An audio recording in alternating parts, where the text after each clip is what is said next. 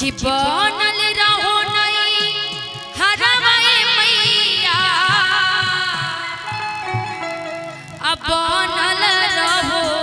ससुरवा। और हम सबके बीच में लोकप्रिय नेता और हम सबकी चहेती हर गरीबों की मसीहा हम बीच में वीणा दीदी है, जिसको आप सभी ने इतना प्यार आशीर्वाद दिया है।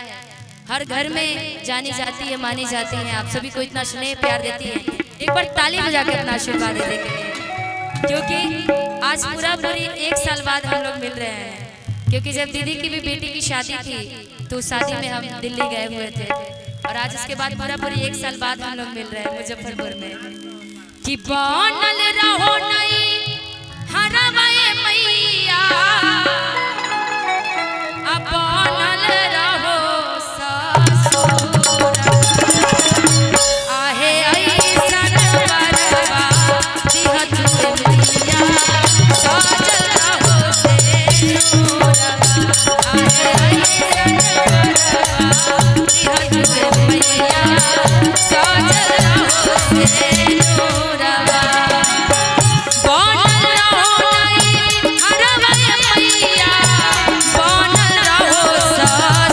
ऐसन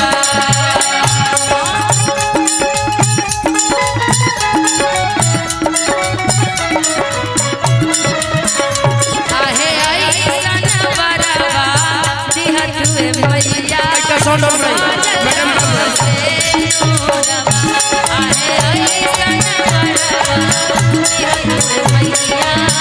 सजल रहो से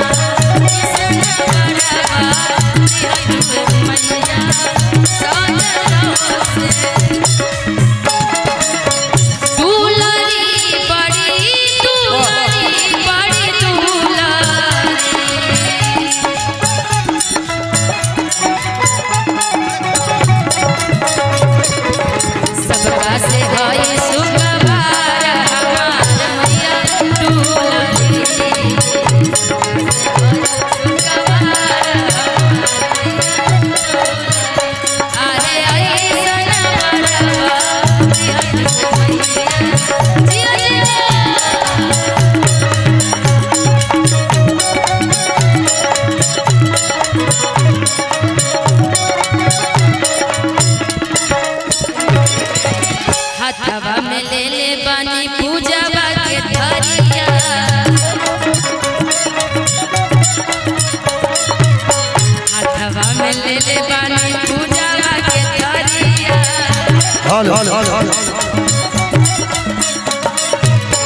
अभियो से आई जाए निकली बहरिया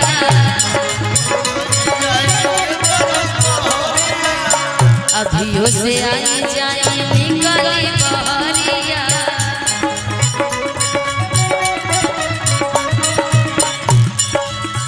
ओ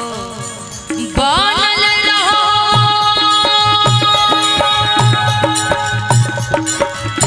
भाई से भाई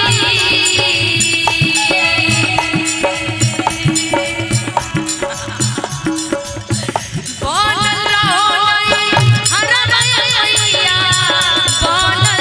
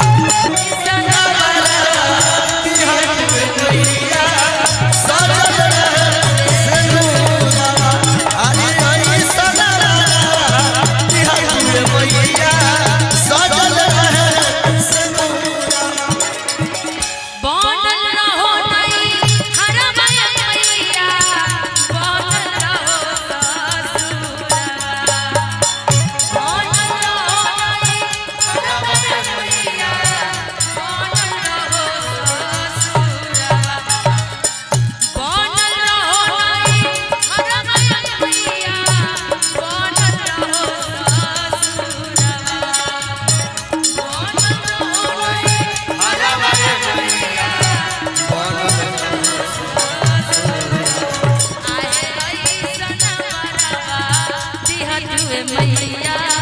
सजल रहो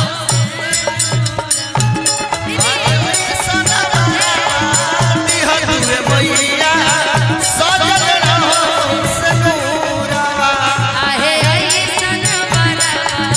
दिहतुए मैया सजल रहो। सब आपका गजरा गिर रहा है।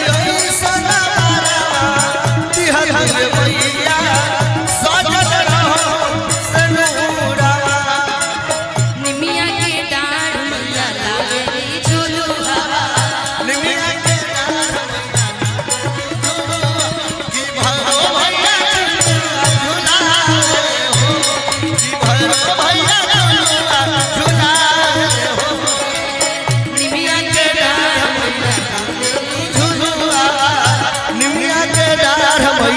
झूले झुलुआ भरो भैया झुलाए हो जी भरो भैया झुलाए हो आहे ऐसन बरवा दिहतुए मैया सजल रहो सनूरावा आहे ऐसन बरवा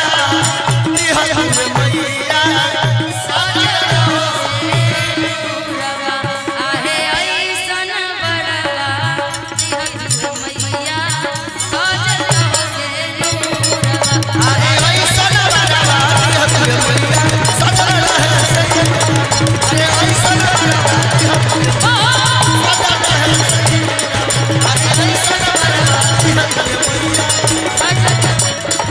आहे ऐसन किया है ऐसन बरवा दिहतुए